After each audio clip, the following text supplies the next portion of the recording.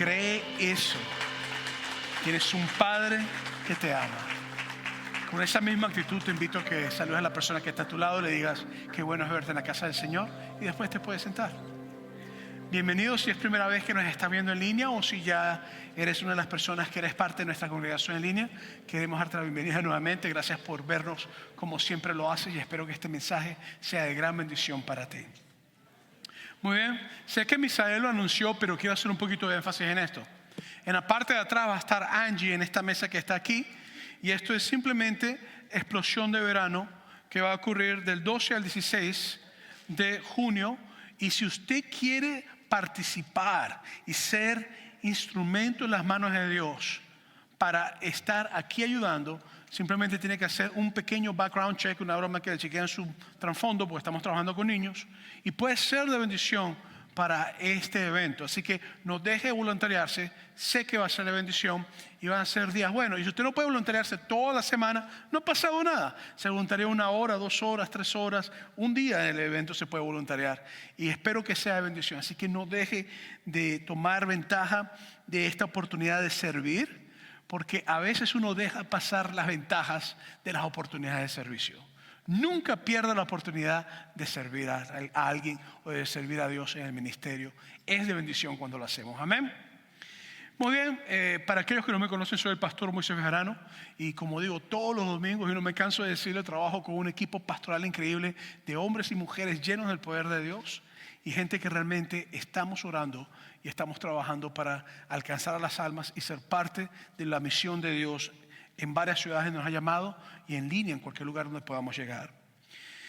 Y estamos hoy culminando lo que sería la serie que hemos titulado El Regreso. Y esta serie lo que hace es hablarnos de Lucas capítulo 15 y enfocarse en la historia de un hijo que todo el mundo conoce como el hijo pródigo. Pero en las últimas semanas creo que hemos presentado una perspectiva quizás un poco distinta quizás a la que podríamos tener. La primera semana empezamos hablando acerca de la rebelión del hijo, cómo el hijo se rebeló en su corazón y cómo pensó, me puedo ir lejos de mi padre y todo va a estar bien.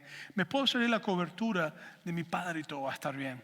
La segunda semana hablamos acerca del proceso donde el hijo toca fondo y después de tocar fondo, el chico reconoce que necesita cambiar y toma la decisión de regresar a casa y empieza el proceso de arrepentimiento, de vergüenza y también ahí empieza el proceso de restauración.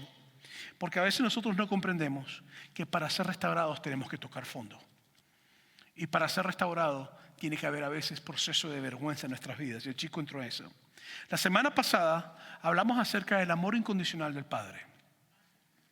Y dijimos de que esta historia no se enfocaba tanto en el hijo pródigo, sino que esta historia es la historia del Padre que nos ama. Y que cuando nos arrepentimos y regresamos a casa, antes que hablamos, sale corriendo y se nos tira sobre nuestros brazos y nos dice bienvenido a casa, te estaba esperando. Pero hoy quiero presentar la otra parte de la historia, que es la historia que nos habla del hijo mayor o del hermano mayor.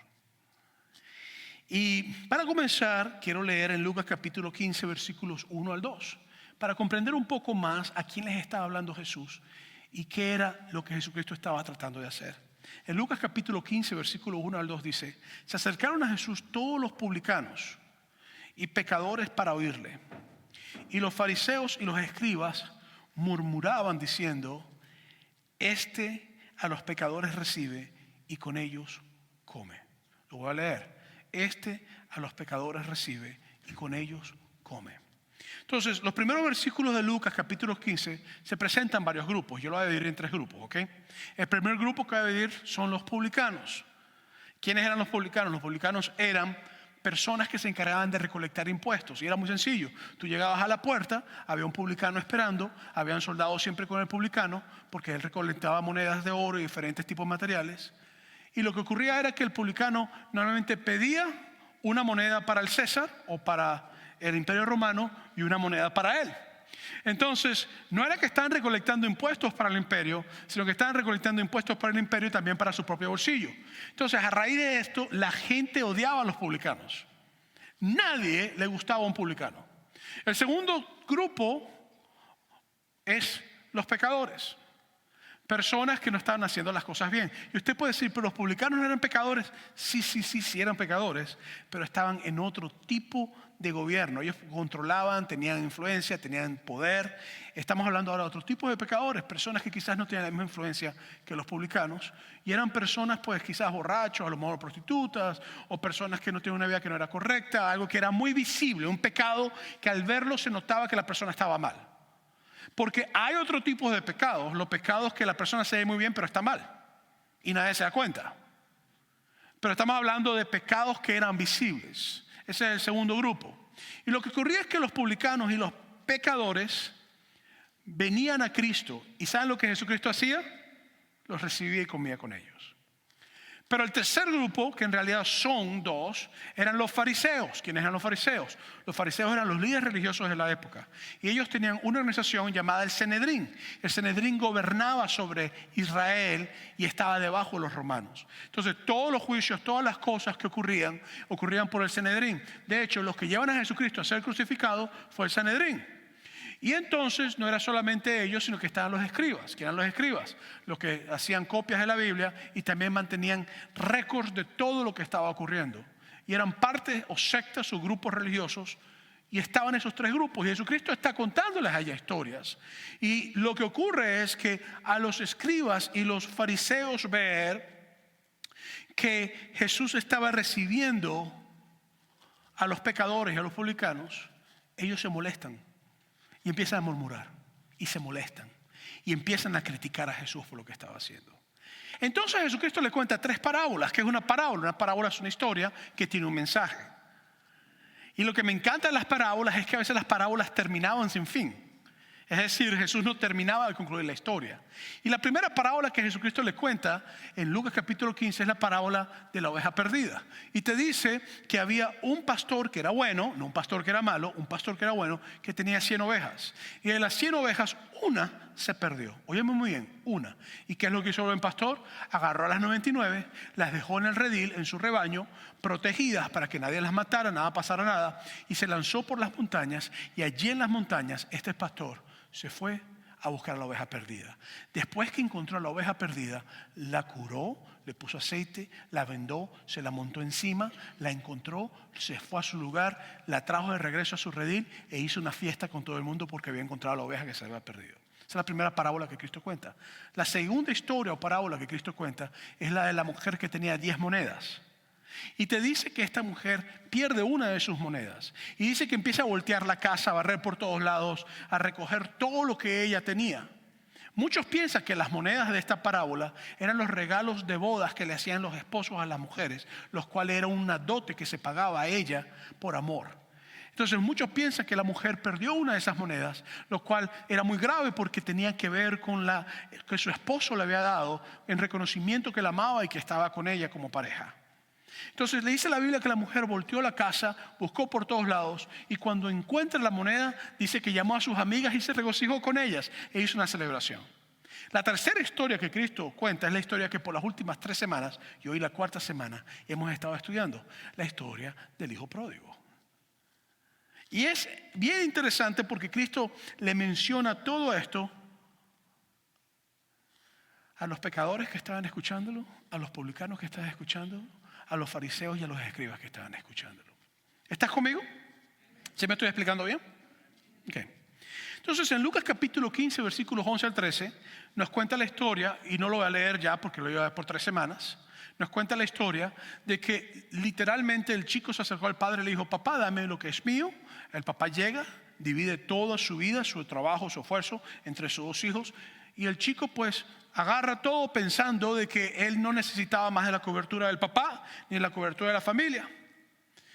Y pues en Lucas capítulo 15 versículos 14 al 16 nos dice que ya que el chico tenía toda su herencia, tomó la decisión de irse a un país lejano donde nadie pudiera verlo ni rendir cuentas. Y dice que en ese país lejano vivió la vida loca, la vida perdida.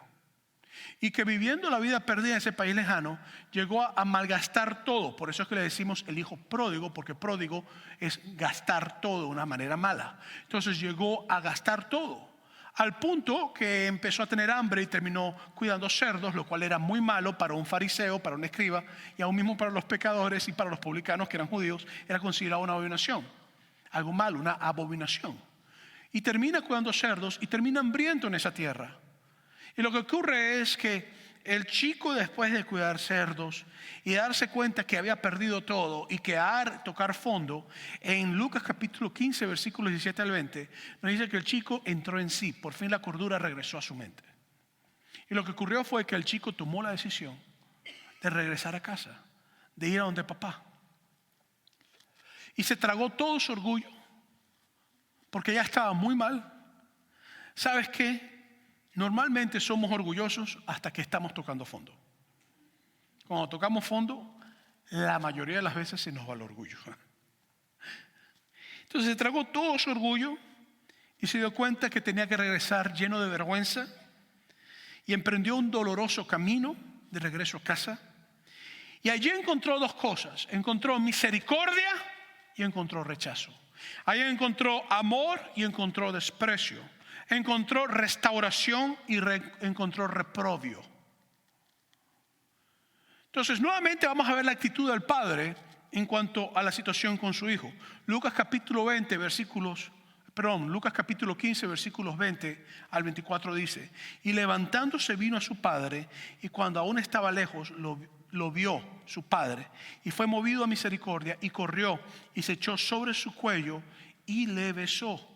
Y el hijo le dijo: Padre, he pecado contra el cielo y contra ti, y ya no soy digno de ser llamado tu hijo.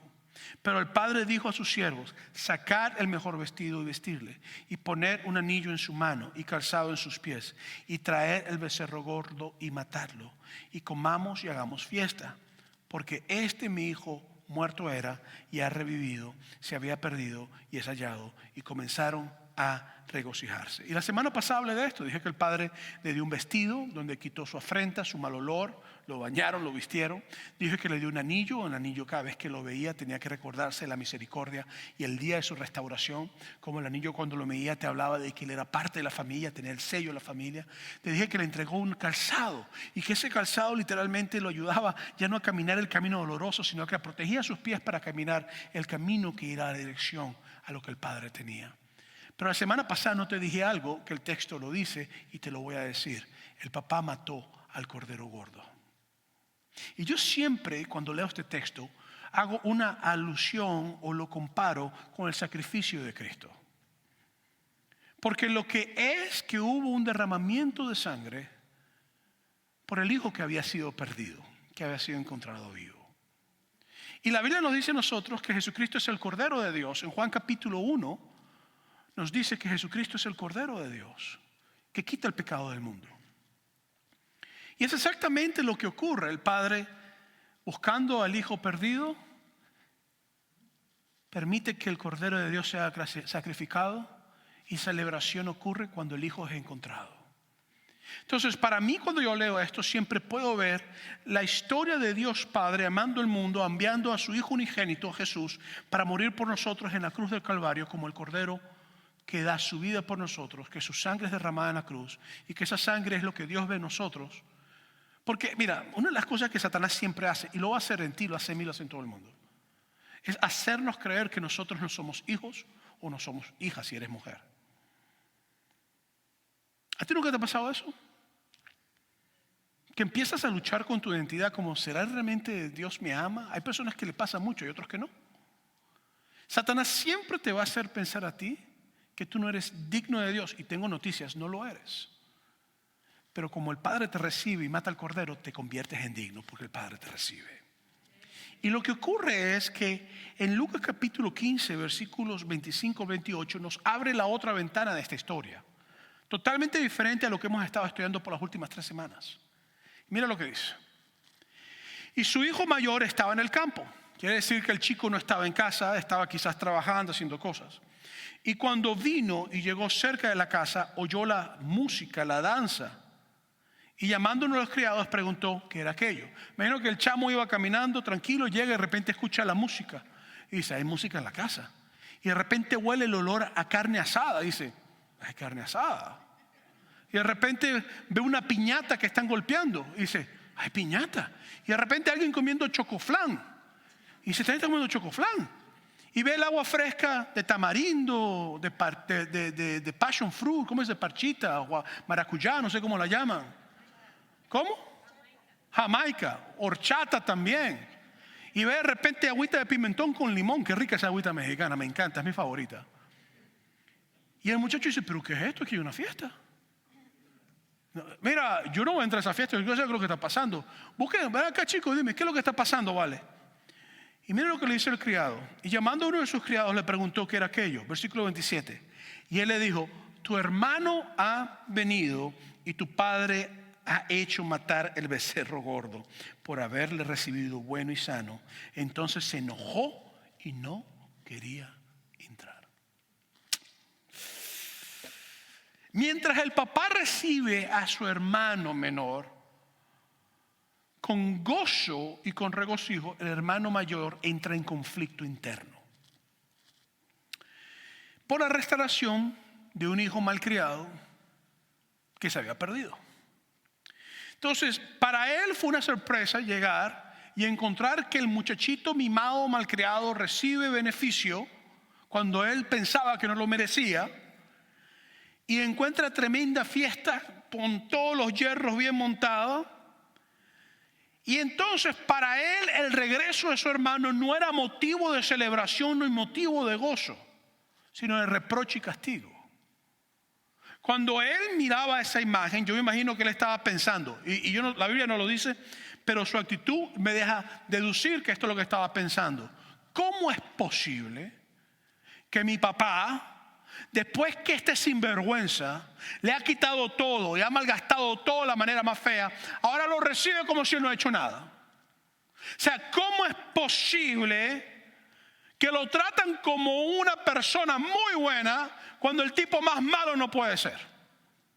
¿Cómo es posible que lo traten como que si fuera una persona que acaba de graduarse de la mejor profesión y que se ha quemado las pestañas estudiando? Y el tipo lo que ha malgastado todo con prostitutas y borrachos. ¿Cómo es posible que le dieron el vestido que a mí me gustaba? Ese vestido lo quería yo para mí.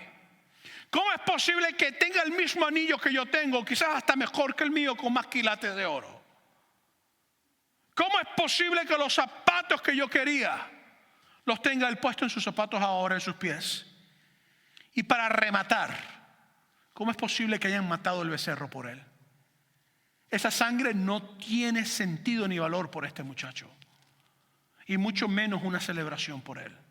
¿Cómo es posible? Yo no voy a entrar, yo no voy a ser parte de la locura de mi papá, yo no voy a participar en esto. Punto, y se acabó. Se molestó el muchacho. Y a lo mejor tú estás aquí hoy y estás pensando, él tiene razón. Porque de un punto de vista de justicia humana, él tiene razón. Pero lo que yo he descubierto con la justicia de Dios es que la justicia de Dios a veces pareciera que no tuviera razón desde el punto de vista humano. Te doy un ejemplo, ¿ok?, de lo que es la justicia de Dios. Yo soy el que peco, yo soy el que hago lo malo, ¿y quién muere por mí? ¿Quién muere por mí? ¿Pero quién es el que peca? ¿Y quién muere por mí? ¿Eso es justo? Como humano no es justo. Les doy otro ejemplo. Yo puedo ser lo más malo del mundo.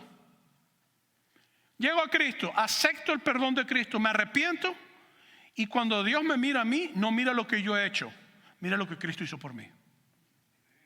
Le pregunto a usted, ¿eso es justo como humanos? Eso no es justo como humanos.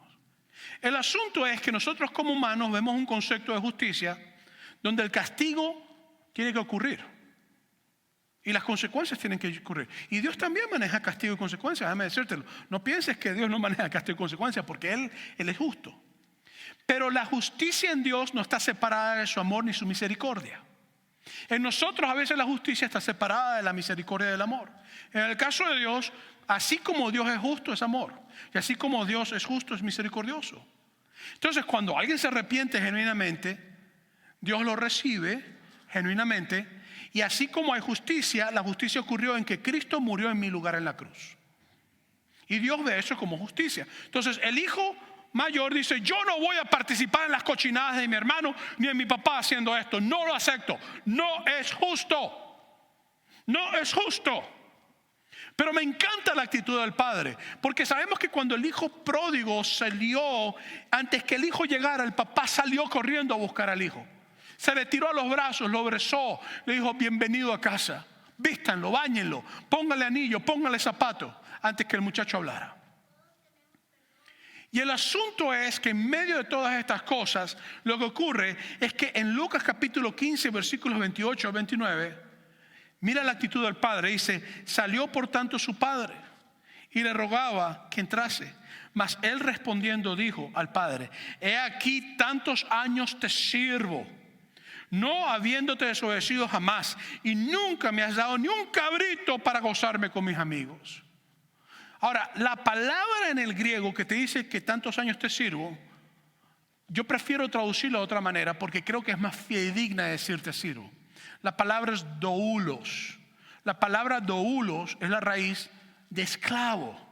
Si yo fuera a traducir esto, y de hecho creo que las traducciones, hay ciertas traducciones que lo traducen así, te dice: yo tantos años me he esclavizado por ti. Entonces aquí hay un problema de perspectiva, porque él veía el servir a su padre como una esclavitud.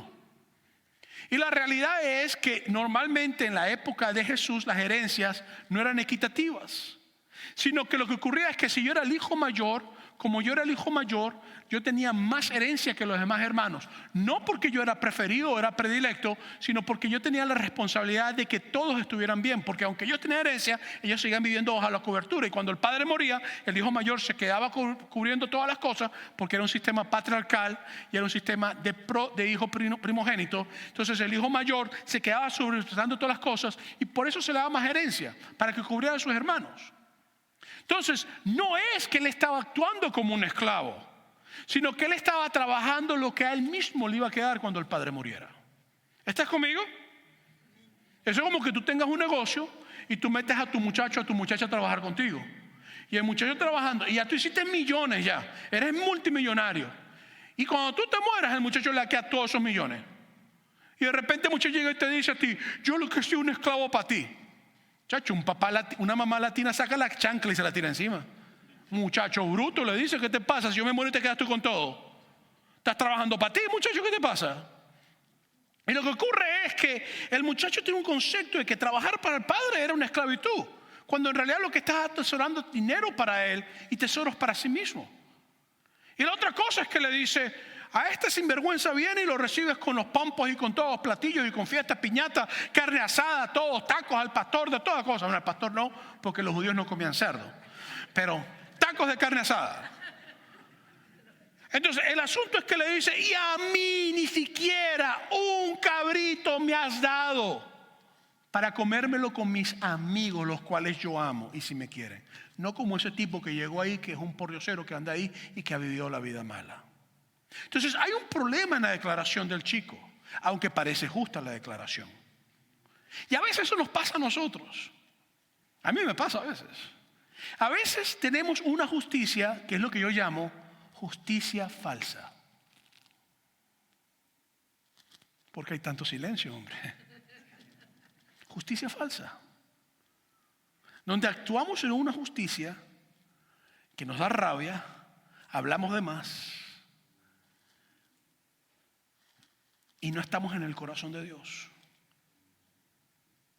Porque, y lo peor del caso es que esto me duele esto, porque él, en vez de regocijarse que su hermano estaba del camino, él empieza a regocijarse.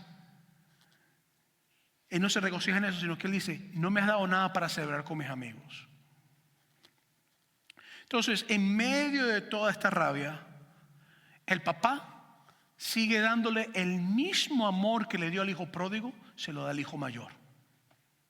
Tú te das cuenta que el papá no empieza a condenar al hijo mayor tampoco. Porque es muy fácil empezar a decirle: tú lo que eres un sinvergüenza, tú eres una cosa seria, ¿cómo es posible que tú pienses así? Tú no entiendes lo que está pasando, tú eres malo, muy malo. No. Yo veo que el hijo pródigo llega y el papá lo recibe con amor. Veo que el hermano mayor está actuando mal y el papá sale y lo trata con amor. Porque sabes la gran realidad: Dios no hace acepción de personas. A Dios a todos nos da amor por igual. Y a todos nos trata por igual. Entonces el asunto es que para el hijo era una pérdida de todo, pero para el padre por fin tenía a sus 2 hijos bajo su casa. Para el padre ya no tenía que estar preocupado que ese muchacho estaba muerto. El papá no estaba celebrando las malas andanzas del chico. El papá estaba celebrando que su hijo estaba vivo.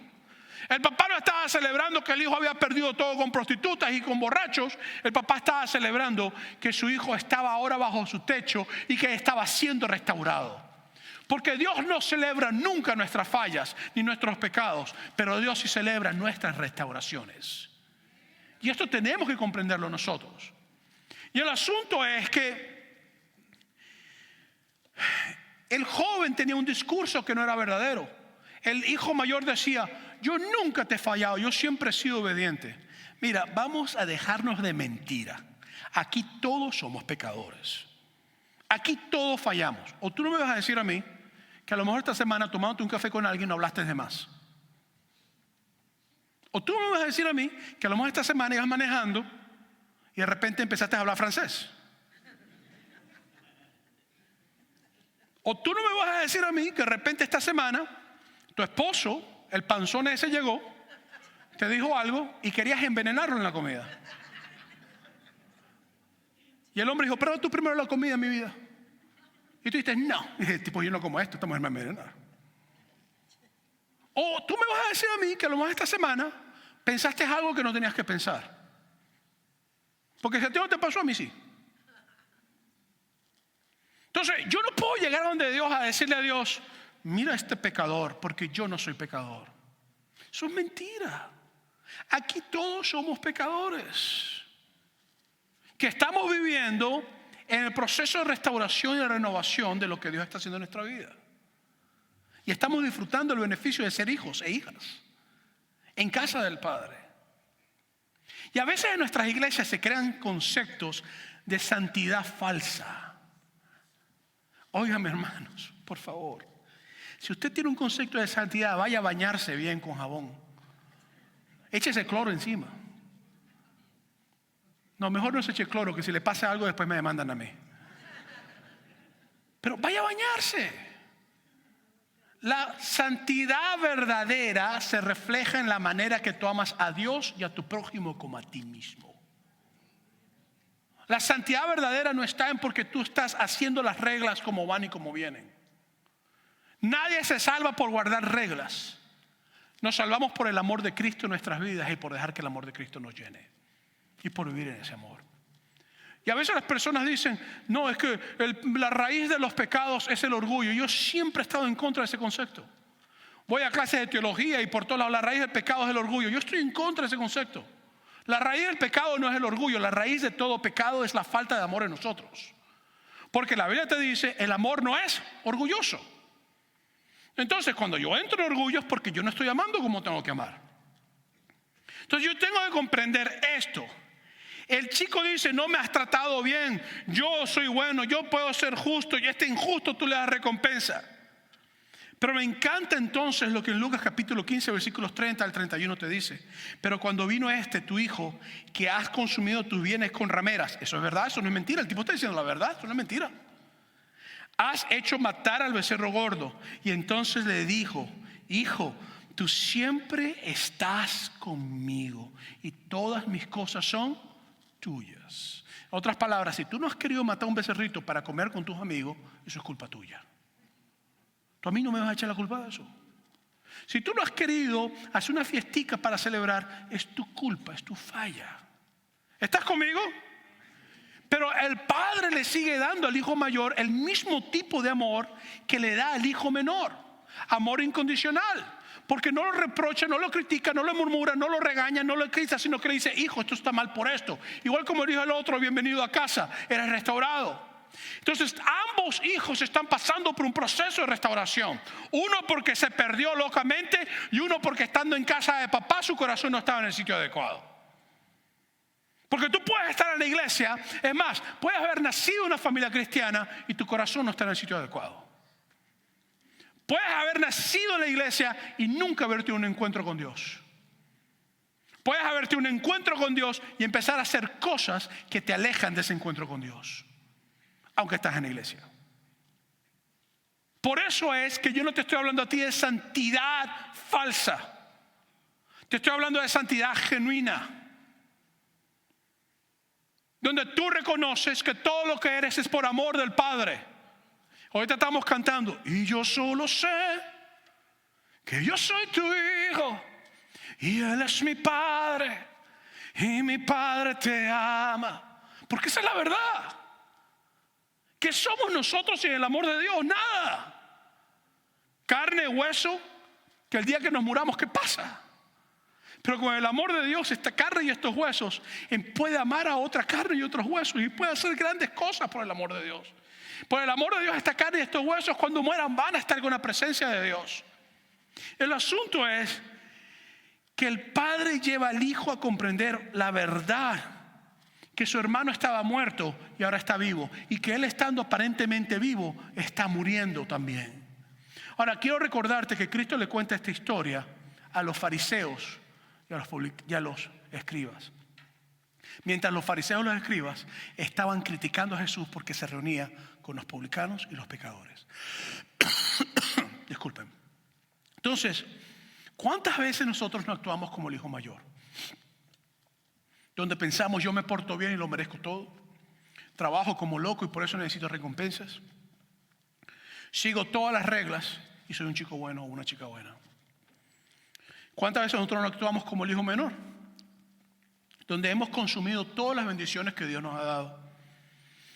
Y ahora buscamos regresar a casa y encontramos a un padre amoroso y a un hermano mayor molesto con nosotros porque él cree que no merecemos lo que tenemos.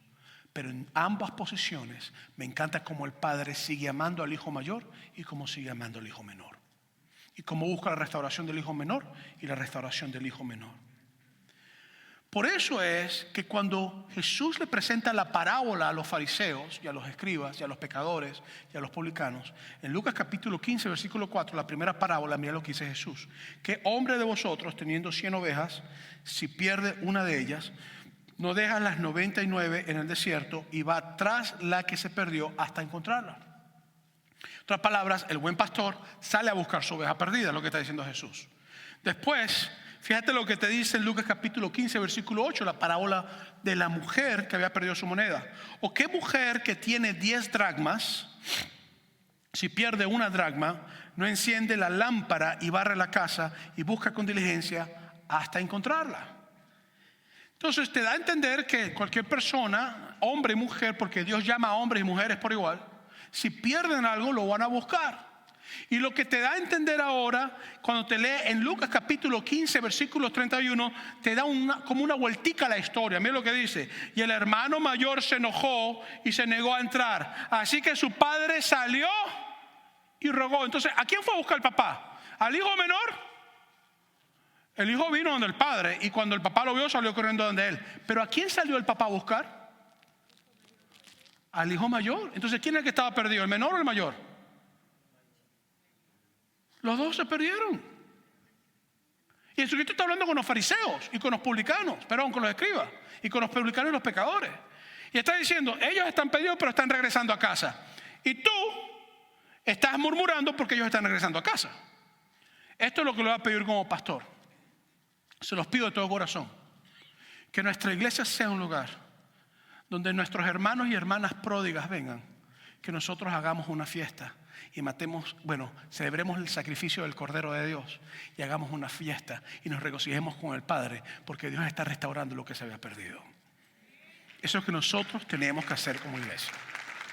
No importa la condición del hijo o de la hija, nosotros como iglesia somos llamados a restaurar.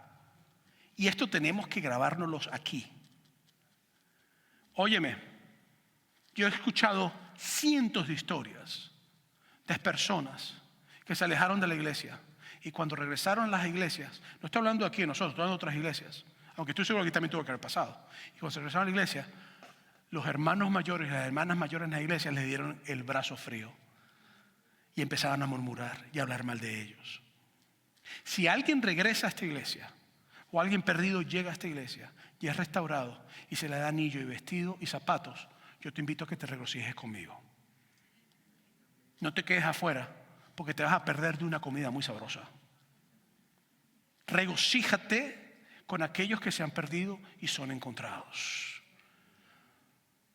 Porque sin quererlo, si no lo haces, el Padre tiene que salir a buscar al que está perdido, que eres tú y yo. Y quiero decirte que no estoy hablando de ti, a mí me ha pasado eso. Si tú tienes 50 años en esta iglesia, llega una persona que tiene 1 año nada más y Dios lo levanta a una posición, no te pongas celoso. ¿Por qué? Dale gracias a Dios que Dios está levantando a una persona. Más bien ora para que Dios los bendiga. Y celebra lo que está ocurriendo en sus vidas. Porque ese antes estaba con prostitutas y rameras. Ahora está en casa de papá como hijo, sirviendo Padre. ¿Estás conmigo?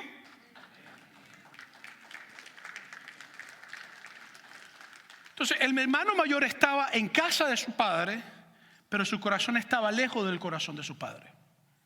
Y eso puede pasar. Tú puedes estar en casa con padre y el corazón puede estar lejos del corazón con tu padre. Entonces, te tengo 3 preguntas nada más. Quiero que pensamos esta pregunta. Y esta lo voy a hacer en lo personal. ¿Es mi fe más que una religión, tradición, o es una relación con el Padre? Porque el problema que nosotros tenemos, y yo estoy hablando básicamente de lo que estamos sirviendo en el ministerio, Lucas capítulo 15, versículo 39 dice: he aquí tantos años me he esclavizado, te he servido, y no habiéndote desobedecido jamás. Es que a veces el servir a Dios se puede convertir en nuestro ídolo. Yo tengo que confesarles que yo tuve una etapa como en 3 años de ministerio, hace mucho tiempo atrás, donde yo me paraba a las 4 de la mañana a hacer mi ministerio, me acostaba a las 2 de la mañana haciendo ministerio, estaba del lunes excepto el día que descansaba, pero estaba constantemente haciendo ministerio, y en el proceso de hacer ministerio se me olvidó mi relación con Dios. Y entonces, como estaba haciendo ministerio, decía: yo estoy bien porque estoy haciendo ministerio, pero la relación con Dios se perdió. Algo que puede pasar es que tú empiezas a hacer ministerio, a servir a Dios, y se te olvida que el ministerio no es tu Dios es el que te llamó al ministerio, al servirlo. Entonces, yo puedo ser un religioso o puedo ser una persona sirviendo a Dios sin relación con Dios. Yo puedo estar sirviendo al Padre como el Hijo y el corazón no está en el lugar donde el Padre quiere que esté. Entonces, yo tengo que hacerme esta pregunta: ¿lo que yo tengo es religión, tradición, o yo tengo relación con el Padre? Si es religión y tradición, hay un problema. Si es relación con el Padre, hay bendición. No sirvas a Dios y te alejes de Dios porque le estás sirviendo a Dios. Si estás sirviendo a Dios, acércate a Dios en tu relación con Él. La segunda pregunta que te hago es: ¿estás enfocado en hacer para Dios o en adorar a Dios? Pues eso pasa todo el tiempo. Y por eso es que a mí me gusta que cuando estén las personas que están sirviendo en la iglesia tengan su descanso, porque a veces las personas me tienen que estar sirviendo las 24 horas al día. ¿Y tu familia? ¿Y tu proceso de oración? ¿Cuándo vas a orar? ¿Cuándo van a estar las cosas? Entonces tenemos nosotros que comprender que mi llamado principal es ministrar ante Dios primero. Y yo ministro ante Dios mientras yo estoy sirviendo a Dios en mi relación con Él. ¿Estás conmigo? Entonces, el hijo mayor pensaba que estaba siendo esclavizado por servir a su padre, pero no conocía el corazón del Padre. Y la tercera pregunta que te hago es: ¿me comparo con otros o siento compasión por otros? Porque es muy fácil el yo sentarme en una silla y apuntar manos y decir: yo soy mejor que esa persona. Es difícil ver a una persona y sentir compasión por una persona. Dios nos está llamando a sentir compasión por unas personas, no a compararnos. Cada uno de nosotros tiene una historia diferente. Y cada uno de nosotros tiene una experiencia diferente. Y cada uno de nosotros tiene pecados diferentes. No nos comparemos. Regocijémonos cuando el Padre restaura. Y hagamos fiesta con los que son restaurados. Y lo que me gusta de esta historia es que Dios no le da final, Jesús no le da final a la historia.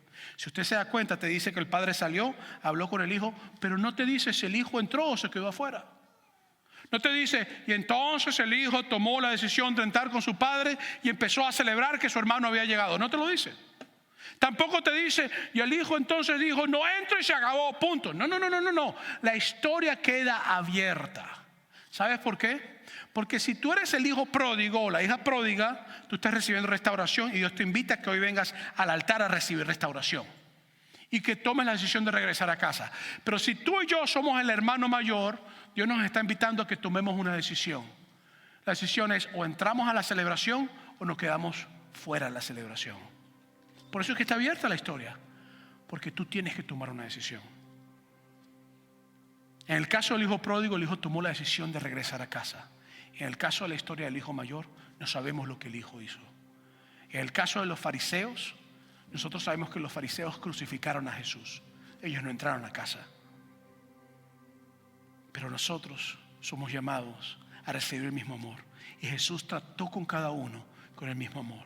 Por eso hoy yo quiero invitarte a que si tú eres hijo o hija pródiga, que tomes la decisión de regresar a casa. Que vengas a casa con papá. Él va a salir corriendo a abrazarte, te lo prometo. Te va a poner vestido nuevo, zapatos nuevos, anillo en tu mano. Si tú eres hijo o hija mayor, te invito a que tomes la decisión de celebrar con tu hermano o con tu hermana. No te compares. Siente compasión. No te sientas esclavizado por Dios. Dale gracias a Dios porque lo que estás trabajando es tu herencia. Y no te sumerjas en servir tanto a Dios que te olvidas de Dios. El mayor servicio a Dios es nuestra oración y nuestra devoción a Él. No lo que hacemos por Él. Porque ya todo lo hizo por nosotros. ¿Estás conmigo, iglesia? Te invito a estar de pie. Quiero invitar a los compañeros de oración que pasen al frente. Si tú eres compañera o compañero de oración, por favor, ven al frente. Ayúdame a orar. Y quiero invitarte, iglesia, a que sea donde tú te encuentres o en la condición que tú te encuentres, que tomes la decisión de entrar a la fiesta si estás afuera. Y si estás adentro, sigue celebrando la fiesta. Porque esta iglesia también está llena de personas muy celebradoras cuando algo pasa bueno. Aquí hay personas que me llaman, pastor, mira lo que acaba de pasar. Súper alegres. Y eso es lo que queremos. Eso es lo que el Padre nos está invitando. Pero quiero también invitarte a que si tú conoces a alguien en tu familia o a alguien, un amigo, una amiga, que necesita regresar a casa y tú quieres hacer fiesta por ellos algún día, quiero invitarte a que vengas a pedir oración por ellos aquí al frente. El altar está abierto. Si tú eres un hijo pródigo o una hija pródiga y quieres recibir a Jesucristo, yo quiero invitarte a que tomes la decisión de recibir a Jesús. Si nos estás viendo en las cámaras y quieres recibir a Jesús, hoy quiero invitarte a que hagas esta oración conmigo. Si estás aquí y quieres orar conmigo, te invito a que lo hagas. Y si estás en las cámaras, te invito a que repitas esta oración conmigo. Repite conmigo: Señor Jesús, te doy mi vida, límpiame. Gracias por haber muerto por mí en la cruz. Gracias por hacerme hijo, si eres mujer de hija.